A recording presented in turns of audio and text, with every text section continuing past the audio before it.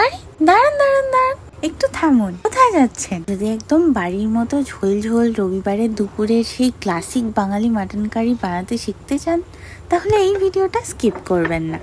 প্রথমে স্ক্রিনে যে গোটা মশলাগুলো দেখতে পাচ্ছেন ওগুলোর একটা স্ক্রিনশট নিয়ে রাখুন। আর যদি পুরো ডিটেইলড রেসিপি চান তাহলে কমেন্টে জানাবেন বা আমাকে একটা মেসেজ করে দেবেন, আমি পাঠিয়ে দেব। প্রথমে এই গোটা মশলাগুলোকে হালকা করে ড্রাই রোস্ট করে নিয়েছি।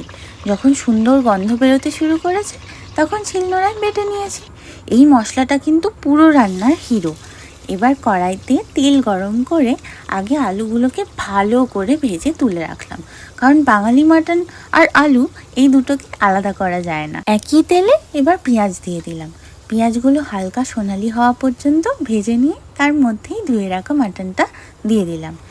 এবার শুরু হলো আসল কাজ, ধৈর্য ধরে মাংসটা কষানো।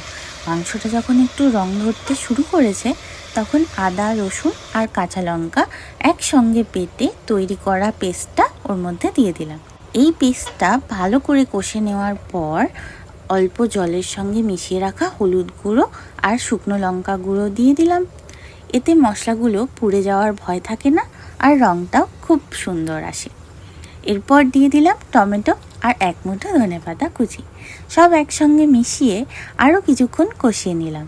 তারপর স্বাদমতো নুন দিয়ে দিলাম। নুন দেওয়ার পরই দেখবেন মাংসটা একটু জল ছাড়তে শুরু করেছে, আর তখনই মশলাগুলো আরও ভালোভাবে মিশে যাবে। এবার দিয়ে দিলাম প্রথমে বেটে রাখা সেই ভাজা মশলা। বিশ্বাস করুন, এই একটা স্টেপই পুরো বাড়িটা এমন গন্ধে ভরে যাবে যে সবাই রান্নাঘরে উঁকি দিতে শুরু করবে।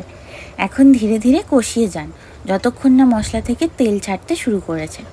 যখন দেখলাম মাংসটা ভালো করে কষানো হয়ে গেছে আর মশলা থেকে তেল আলাদা হয়ে আসছে, তখন ভেজে রাখা আলুগুলো দিয়ে দিলাম। একটা ছোট্ট সমস্যা হয়ে গেছে।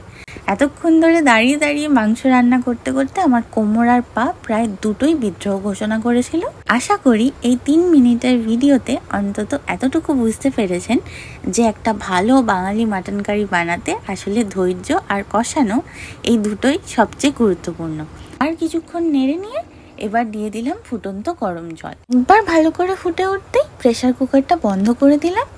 এরপর 6টা সিটি, তারপর গ্যাস বন্ধ করে দিলাম আর প্রেসার কুকারের ভাপটা নিজের মতো বেরোতে দিলাম।